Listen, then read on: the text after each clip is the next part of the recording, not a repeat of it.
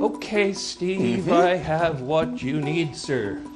Some very lovely, fresh, bright ones. Lemons? I wanted limes. Oh yeah, but the lemons were on special. I got them for a really good price.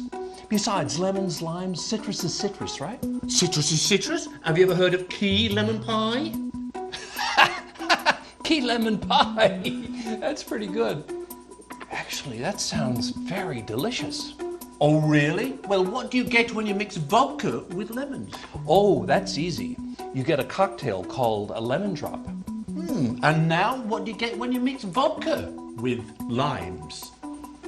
Oh, you get a gimlet. Wait a minute. They're not the same at all. Exactly. What are you doing? I'm going back for limes. Must be time for his gimlet.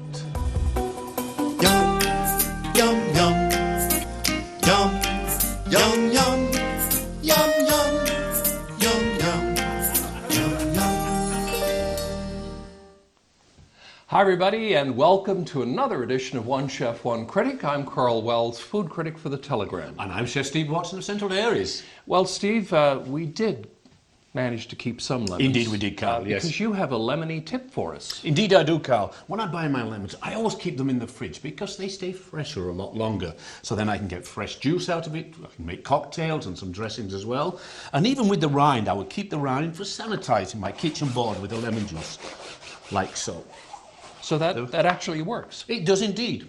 Okay, well that's a very good tip. And keeping them in the fridge is a good idea. I would have thought that keeping them in a bowl on the kitchen cupboard was the way to go. They look nice, but they don't stay fresh. Yeah, and that's the most important thing. Absolutely. And our special guest on the program today is journalist Azzo Rezori. Azzo worked for CBC Television for many years. He's had an interesting life so far, and we're delighted to have him on the program. What's on the menu for Azzo? We've got some beautiful fresh salmon, and we're going to be cooking that with some organic mussels, some leeks, and some tarragon. Well, I know he'll like that. And we also have Chef Pat Watson with us today, this guy's better half, and she's going to be making an appetizer, a chicken and pineapple salad, so stay tuned.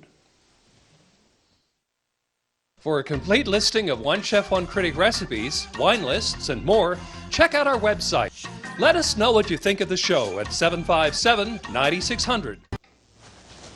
Well, here we are, and here is Azzo Rezori. It's lovely to see you again, my friend. Hello, yes. Great to have you here, and It's been a long time, actually. it's been a long time, yeah. And we're going to be cooking together, which is a new experience for us. Perfect. But you actually cook quite a bit, don't you? Well, actually, I'm sure my wife would hate me saying this in public, but I do all the cooking now. You know, I don't think Brenda would mind that at all. No, probably not. Yeah. Okay. Yeah. So that's a nice piece of fish there, Steve. It is indeed, Azzo and Karl. What I've got here is a beautiful piece of fresh salmon, and we're going to be cooking that with some fresh leeks and a mustard sauce with some tarragon in there, and a little bit of white wine. So let's get started. So we've got a nice pan on there, we'll get it nice and warm. Yeah, and we'll is, put some of our butter in there, our sea salt butter. We will melt that down. Butter, not margarine. No margarine, no margarine. I grew up on margarine after the war in Europe. Absolutely. So I'll get you to stir the butter around, and what I'm going to do... No, this is for you. For me? Yeah, you can stir the butter yes. around. Whoops. Here we go. That's not how we do my cooking at home. You have to work for your dinner here. Yeah, right. Absolutely. And while we're doing this, Karl, I'll get you to grill some of our red, yellow, and orange peppers as well. Okay, I think I can do that. You can, good. Add a little bit of color to the... Absolutely. Now this is leek. It is leeks, yes, Oh, correct, wonderful. yeah. They're very finely sliced. Right? Slivered, they are indeed, yes. Okay. And we're also going to be cooking that. I've already done them and shocked them. These are some fresh mussels. They're organic mussels as well from Trinity Bay. So we'll move that over here. So, Azzo, we should tell folks where you're from. You grew up in northern Bavaria, in a village in northern Bavaria, right? Fine little village in northern Bavaria. But, well, that was, we moved there when I was 4 years old. Until then, I grew up in orphanages. Basically, we were a refugee family. And I was born in a part of Europe which was Germany before the war. Right. It became Poland afterwards. Oh, I see. So I always say I grew up in a place that no longer exists. Oh. Yeah. It's one of those corners of Europe that have changed hands over the ages, and you never quite know where it's going to end up next. What was it like growing up there? In the Bavarian village? Yeah. Well, it was wonderful because, it was like something out of a completely different age. There was not a single engine in that village when I grew up there. Now, we lived there for 6 years. Everything was pulled and pushed and plowed by oxen, by horses. The village was alive with the animals, of course. You didn't need an alarm clock because the rooster would wake you up in the morning, right? It was that kind of environment. Yeah. Sparrows all year long chirping, swifts and swallows flitting through the village in the summer. Every evening in the summer, the goose herd would drive the geese out into the pasture and they bring them back. And I remember the scene, one particular where the sun was just setting and the geese were coming down the road and the dust was flying and there was honking pandemonium. It was beautiful pictures, Sounds like something out of a novel. Well, it would, these were beautiful images. Yeah. I'll get you to turn it up just a little bit. So you're adding some Just wine. adding a little bit of white wine, Wine, Karl. okay. And then we're going to add some tarragon to that and sweat that through as well. And then in a moment, once we get a little bit of heat there, I'm going to add some 35% whipping cream. All right. And then we will put the salmon in there and then we'll cover it and steam it through for about 5 Whipping minutes. cream, would the wine coagulate the cream? No, it'll hold real together because we're not going to really boil it profusely. All right. So that's a secret, not to give it too Exactly. Yeah. Well, we learn something every day. much. That's right. Have you ever been back to this area where you were? Oh, well, we went back to the village again. Oh, you did? Again, because, after we left the village, the family broke apart and we got pushed all over the place. And for us, that village, even though we weren't born there, it wasn't our village in that sense, and we weren't theirs. It did become for us the sense of our cradle. That's where we really grew up, and that's where we belonged, Yeah. So I've been back many times, and of course it changes over time, and it becomes stranger and stranger every time you go back. In the end, I imagine. it's kind of the village that you used to belong to, but it isn't. And in a sense, you feel betrayed because what they've taken away, what you remember, what your village was, they've changed to the point where you don't even recognize it anymore.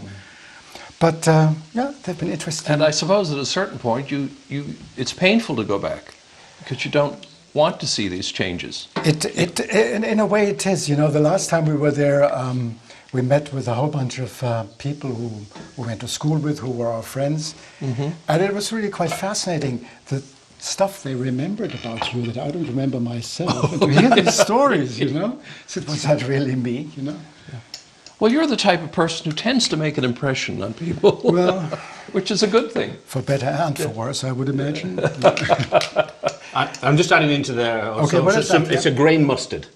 Oh, wow. Great, so just put it in, that will give it a little bit Now, of a bite. I like that idea. Yeah, That- it's going to bite. That mustard with the salmon, I bet that's going to be delicious. And then we'll just lightly season it, and when Yeah. that comes to the boil, then we'll add that to it to poach.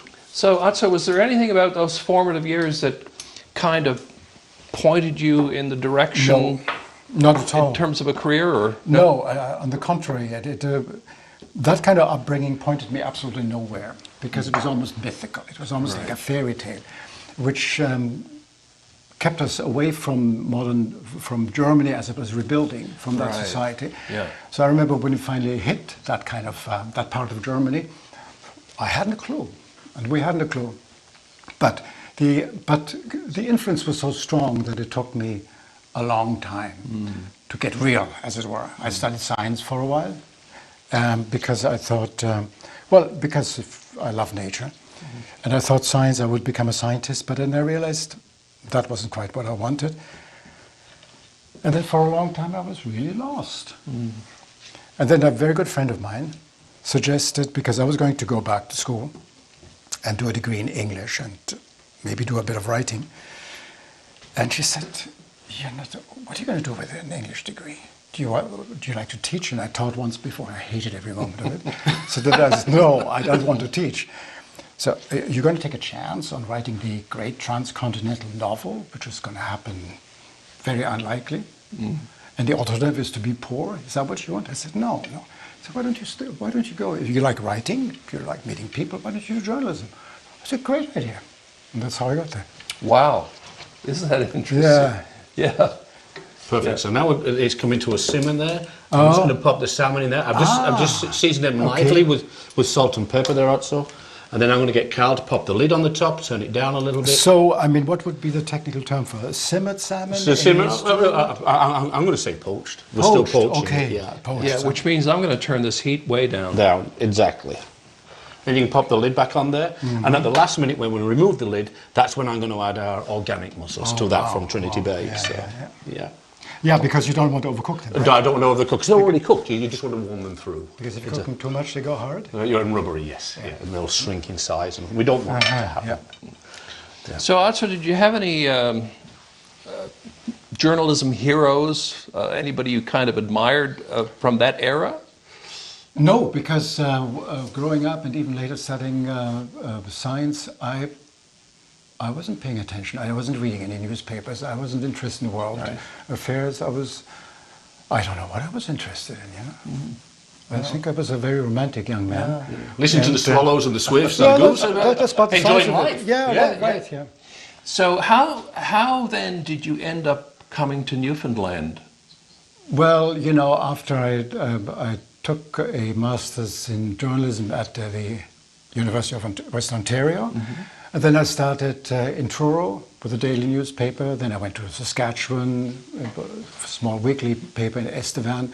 Then I worked in Moose Jaw, where I met my wife, where I met Brenda, for the daily. Then in Brampton for the daily. And some of these papers belong to Thomson Newspapers. Right. And they owned the Telegram here.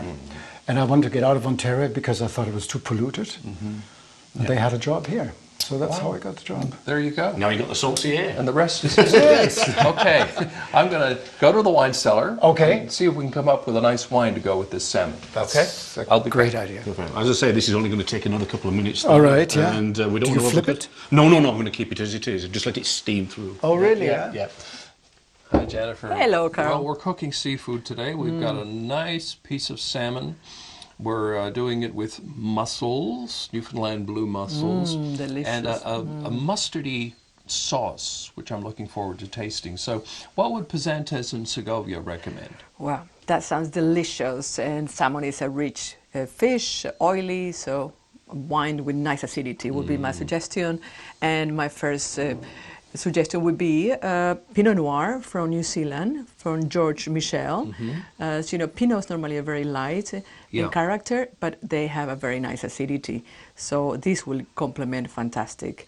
And the second option will be also from the same producer as Sauvignon Blanc. Sauvignon Blancs have great acidity, it's crisp and fresh. So this wine will cut through the fat of the fish and go really well. And finally, I like something different and also very much in now fashionable is to pair sparkling wines with fish. And I love this cava. It's from Spain, of course. And the difference of this cava is that it has, apart from the 3 grape varieties, which are traditional in making cava, it has Chardonnay. Oh. So it gives another dimension and it has a nice acidity and fruit as well. So another great complement to the dish. Okay, what are price points? Well, we have a 32, we have a 26, and the cava is $25. Okay. Tough choice. Well, the good thing about salmon is that you can go with red or white. Well, yeah, I was going to say the salmon would certainly hold up to this Absolutely, one. Absolutely, yes. But Sauvignon Blanc and salmon just seem to. That sounds so good to me. Great marriage. I'm going to go with the Sauvignon Blanc by Karl. Georges Michel. Thank you Absolutely, very much. enjoyed. Thank you. Now we'll just take a last bit of our leek and cream sauce with our tarragon over the salmon. And let's go and dance to the dining room and see Karl and Azzo and have some meals.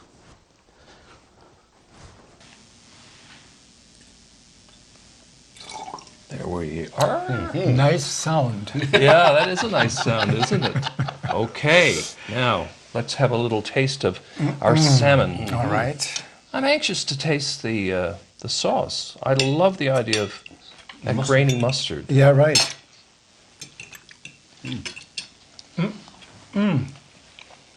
Oh, I think it goes, doesn't it? Yeah. that is really delicious. Yeah. No, that's perfect. Yeah. Manna from heaven, Steve. Really beautiful. If that's what manna tastes like, send me to the desert, right? So I wanted to ask you something. You must have done thousands and thousands of stories in your career, especially, you mentioned all of those different newspapers you worked for, and then you started working in television. Is there one story that stands out? Well, yes, there is one, let's say, assignment that stands out. And it was the first time I got sent to Davis Inlet. Oh, right. There's absolutely wonderful, great sort of a universe of beautiful stories that I covered here in Newfoundland. Lovely people, very open, very generous, very welcoming. And I'm totally thankful for that. I really can't thank this place more than is possible for the opportunity to have been able to be welcomed by them and for them to share their stories with me. But that one time in Davis Inlet, I remember we came off the plane, land on this dusty strip, and then they drive you in on their quads. And we arrived in the main square, all dust, of course, mud and dust. And here were the children playing something equivalent to hotchskop or whatever. Hopscotch. Hopscotch. Yes. Yep. Yeah. Little holes in the ground, and with marbles actually, and then they flick their marbles. And so about half a dozen kids were playing that game and rooting around in the mud. And a little bit off to the side, there was this tree stump, and there was this girl sitting on the tree stump. And now, whether she had excluded herself or whether she was being excluded, I don't know. She had an infection that so many kids had at the time. And it showed in her face, and there was such misery in her face.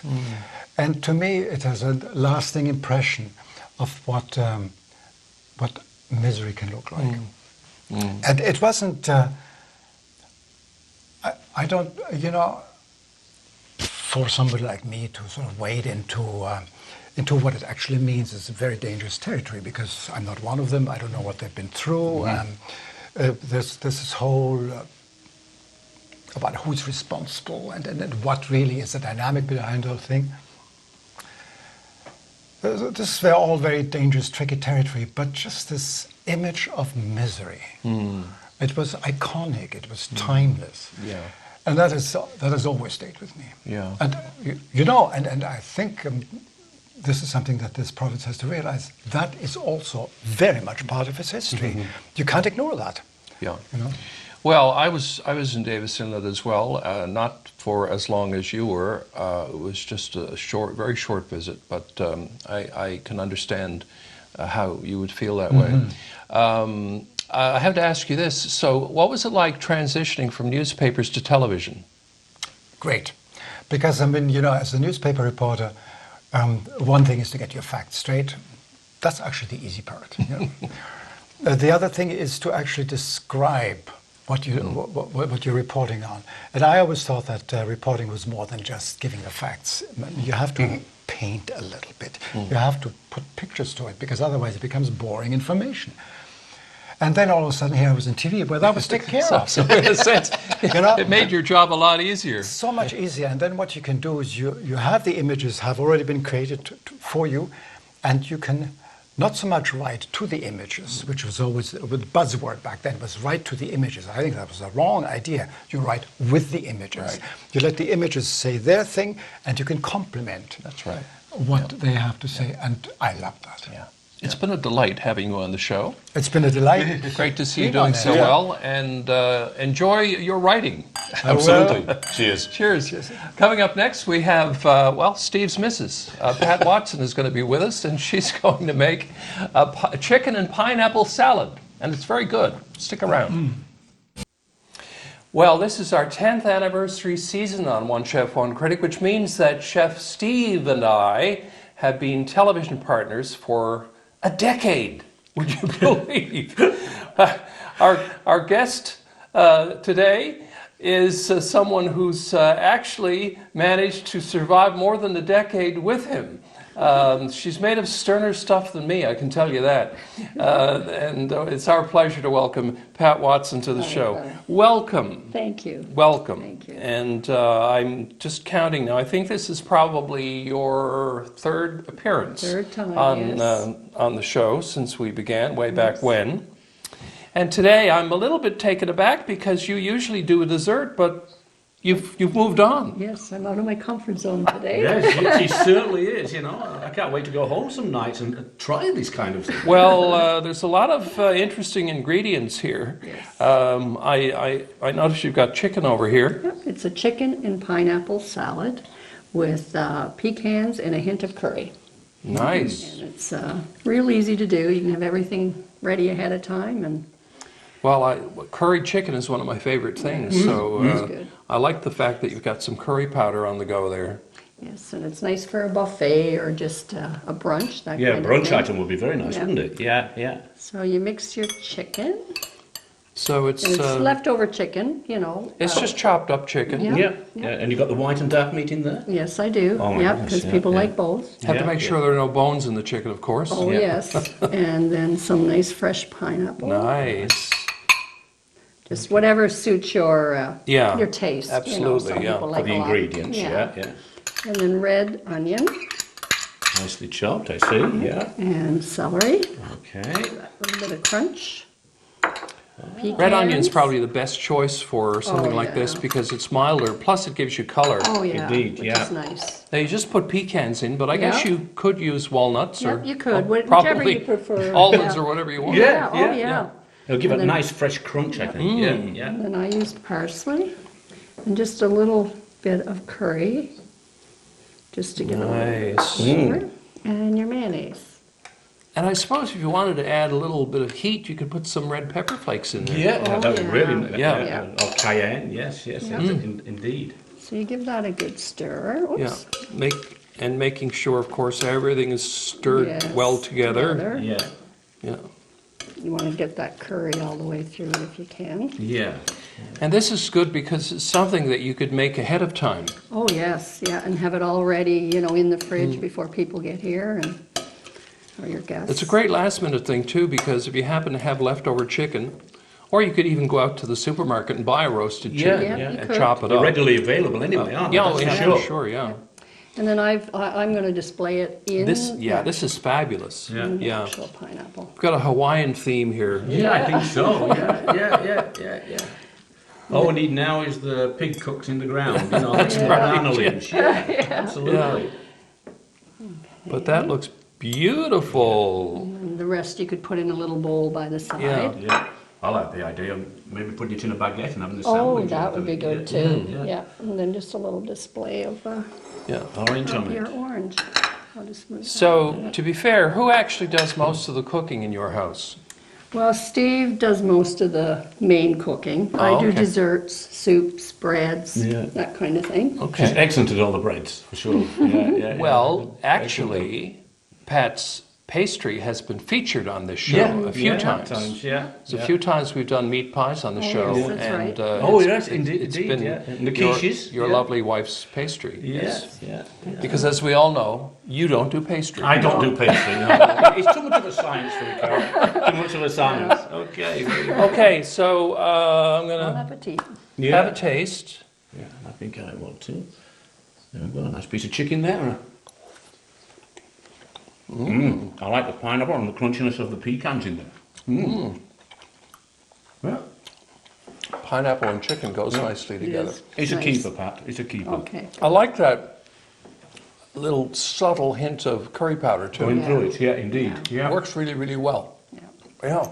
Well, as usual, you've outdone yourself. Thank you. Thank you so much for being on our 10th anniversary season. Well, what's a privilege. Yeah, Thank you so well, much. It's our privilege, believe me. And that's it for this edition of One chef. One Critic.